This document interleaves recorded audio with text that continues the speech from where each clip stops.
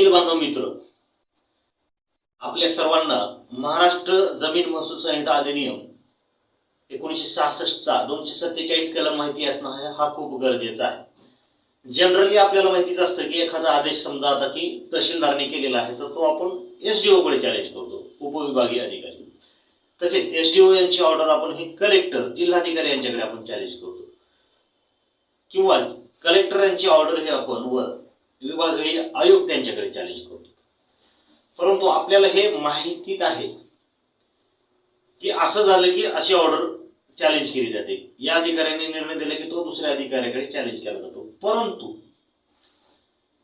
सदरचे अपिलाचे प्रावधान हे कुठे सांगितलेले आहे? महाराष्ट्र जमीन महसूल संहिताचे कलम 247 मध्ये या सर्व बाबी सांगितलेल्या आहेत।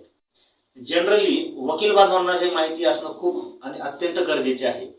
तसेच सर्वसामान्य नागरिकांना सुद्धा हे माहिती असणे अत्यंत गरजेचे आहे की अपील करावे असे आपल्याला माहिती आहे, परंतु अपील हे करावे हे कुठल्या कलमामध्ये सांगितलेलं आहे हे आपल्याला माहिती नसतं। तर वकील बांधव मित्र आणि सर्वसामान्य नागरिकांसाठी ही माहिती सांगण्यास मला आनंद वाटतो की कलम 247 मध्ये सांगितलेले की अपील अँड अपीलेट अथॉरिटीज। तर मित्रांनो, यातील उपकलम 1 मध्ये सांगितलेलं आहे की appeal shall lie order of revenue और survey officer specified in column first of schedule E.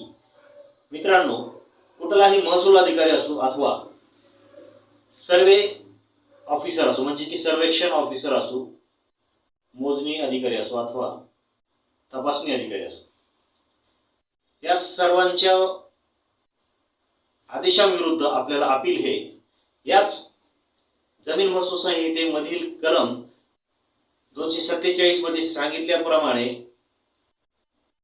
याच संहितेमध्ये कॉलम क्रमांक 1 व त्याचे शेड्यूल ई मध्ये सांगितलेले आहे की कुठल्या आदेशाचे कोणत्या अधिकाऱ्याकडे